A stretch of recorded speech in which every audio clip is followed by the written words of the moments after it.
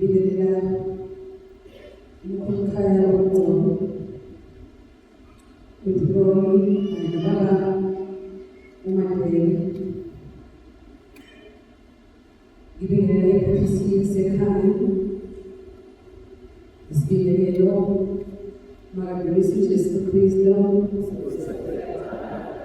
ngibingelele nebandla lonke likhona lapha kathethini lokho ngiyabona ukuthi samakatholika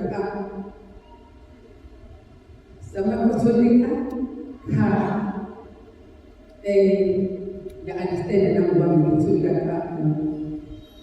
asikwazi nokusuka nje sibe lo suke phambili umfushwana nabandla ukuthi novalo lento azoyisho kuphela bazalwane uvalo uma ubona indlu ivunga iza uyibone ngathi nawe usuku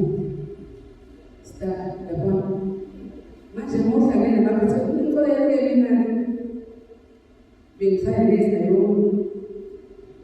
ekhaya kodwa ngiyakujabula kakhulu manje sibonge icebo kaNkulunkulu asinikeze lona namhlanje ukuthi-ke ngizothola lelizwi leli alithula uJesu lesesihambaneni elithi sekuphelisiwe sekufezile litholakala laphana kuJohane 19 uvesi 30 lithi kwathi uJesu esewamkele ukuvunika wathi kufezile wagebisa ikhanda wafa masiko le ndaba sibone ukuthi se-ICU sekhala kancane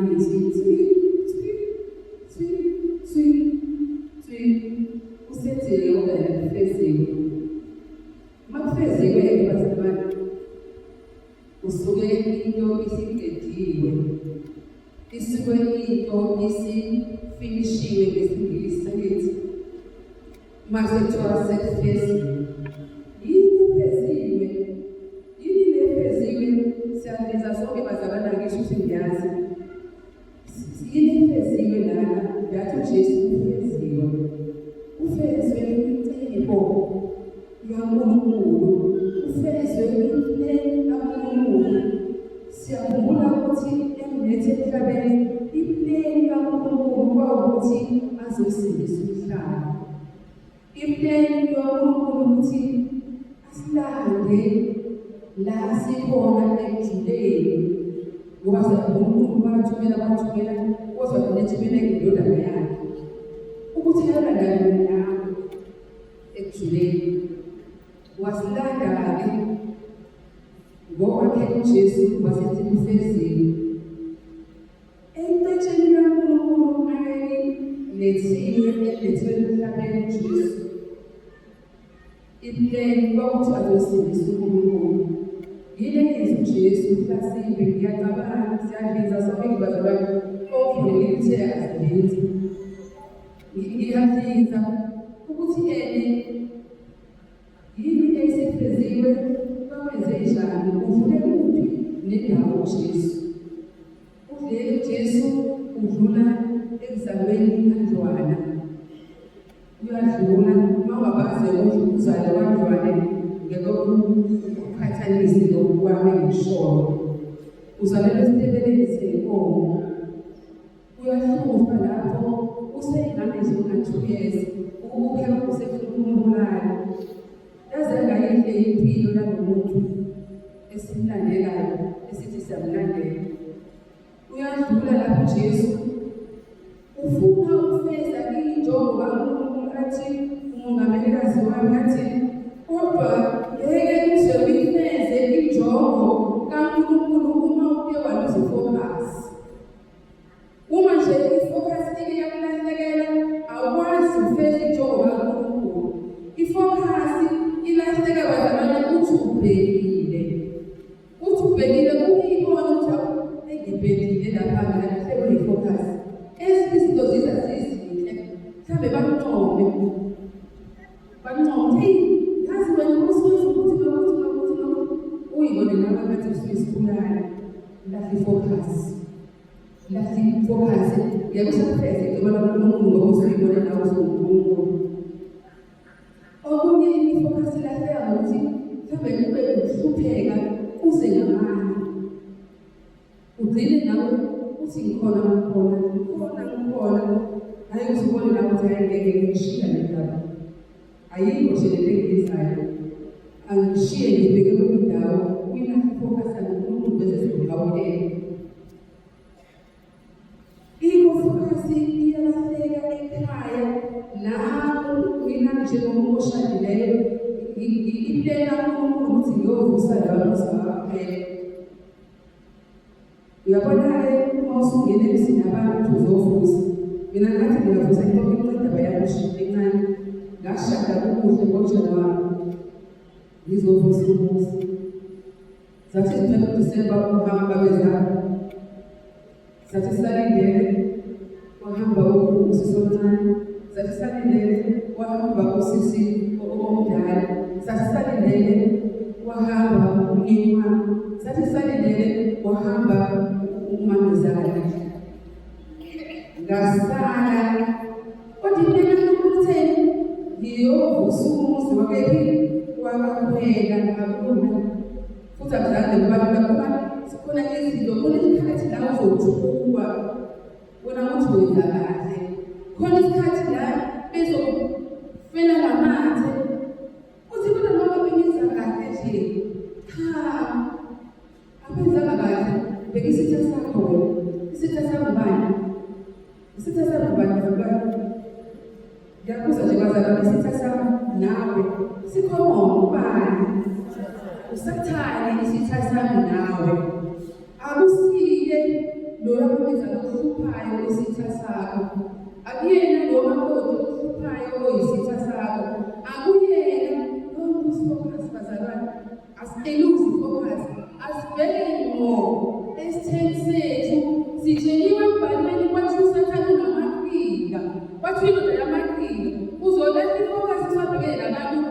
Mhlawumbe abanye bakuthanda nje kodwa nje ngenxa usathane abasebenzisa bafuna wena ukuzifocus ukuze enkankulunkulu ingabazi ukuziwa ibazi ukuthi ifeso.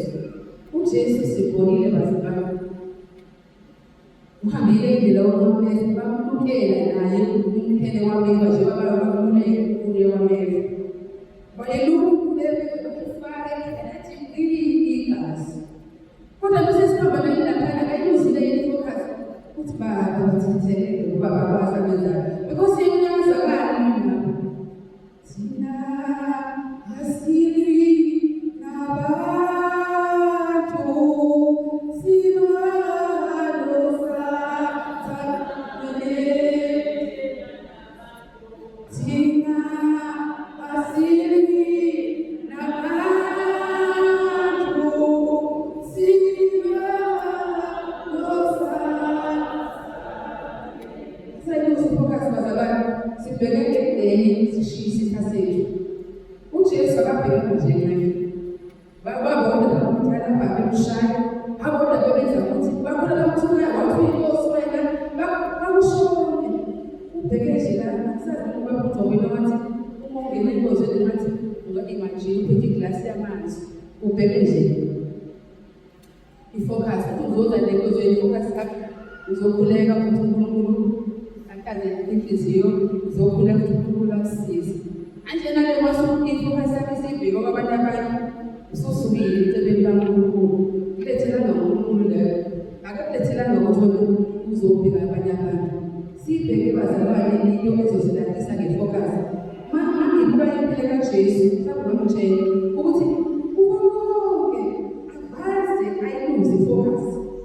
Sebekwenze konke okucabanga ngenza ukuthi obumadelela nobabadelela. Kuba konke akazange uJesu ayiluze ifocus. Yingakho akwazi ukuphelelisa icebo kabanye kaNkulunkulu ukuthi athi kufezile. Ngoba awufisi umzalwane. I wish ukuthi ngelinye ilanga seli death bed yami. Ngithi mangibheke lithi uphelelisiwe, hayi bo ufeziwe. Ngeke kufezwe uma ngabe kuthele igugu lalabo ombise ngomthakathi. Ngeke kufezwe uma iy'ngane zami zisandukela kodwa nengane zizasikhuleke bazalwane. Mina ngiluza ifocus sekubhekene nengane lena ebhekukayo eyenza zonke izinto. uNkulunkulu wami unginike icebo, unginike iplan, ngila emhlabeni ngeplan. uJesu esimlandelayo abazayiluze ifocus. Ingakho bethi bhekani uJesu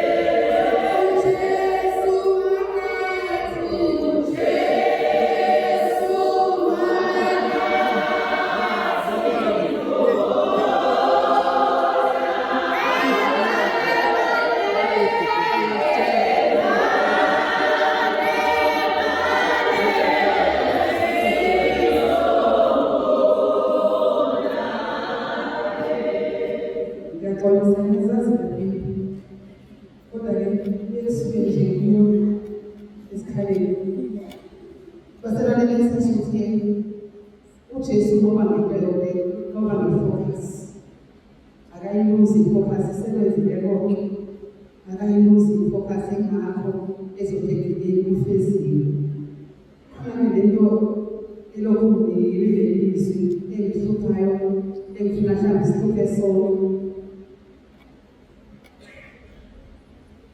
kungabi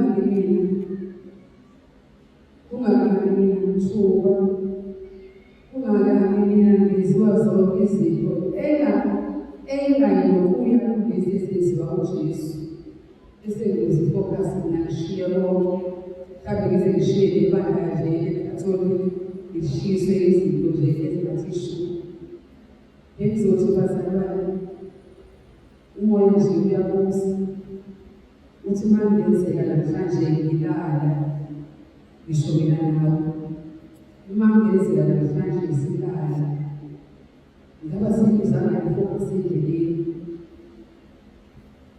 siyosho nje ukuthi Yesu sithi sekuphelelisiwe sithi sekufezile ngoba Jesu uthi sekuphelelisiwe kufezile ngoba uyifezile intando kaNkulunkulu ayilethele emhlabeni. Mina mhlawumbe lezi zincane nje ngiley'ntathu engikwazi ukuzenza sengiyakhohlwa. Asibhekeni bazalwane njengoba ngihluphe ngombuso sokuhluphe sonke bangenzeka namhlanje bona wa-deathbed. uNkulunkulu asiphilise sesisho lomthandazo loyakaphandle kofokuhle bakuthoko lapho iy'ndebe zami sezihloshana ngazi sengifuna ukubamba isiphambano sami uzuma ngaleso sikhathi-ke nasesikhathi uNkulunkulu sebuqhamuka kuwena nalapho sesithi imicabango impilo yakho idlala iza kuwe idlala uyikuba usuka phansi kuze ufike lana yosho mina yosho wena ukuthi sekuphezulu kodwa sinalahla bazalwane ithemba uJesu uma sibuka istrategy sakhe sofeza yebo wena uzifocus kodwa uJesu uyagwitha mayese hlulekile uke washo lapha ethebeni wathi baba basisuke lesitshela kuze kwami bakayilahla ifocus wathi ukungenziwe yaluthatha kweziwe yakho Christmas njalo bazalwane sesisinetha ngeke ngikaba bami thina ngeke ngifise ukuthi mina sisuke sitshakele ngisho kaningi namekhaya abathi Nkosi masedlule lezi sitshakele kodwa ngeke ngikhumbule ukuthi no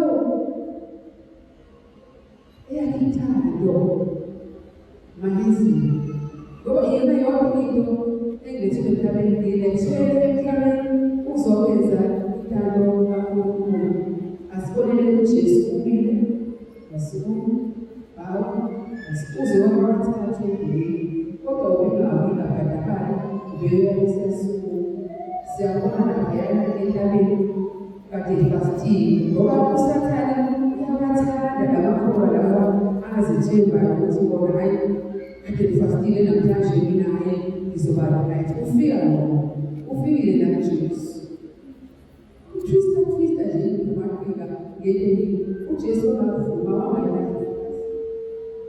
athi nje mina ngizoba into eyodwa uma umuntu angavumile lokho akuvumile uJesu uthi lokho kusibhalweni yazi ngathula manje mbhalo asikakabahle yona kodwa nathi usathane uyefika sinamasimphose embhalweni simphose emabhukwini ukuze uNkulunkulu nowoke basilekelele ukuze ifocus yethu ingalahleki size sifikelele ekupheleni la sithi khona ufesi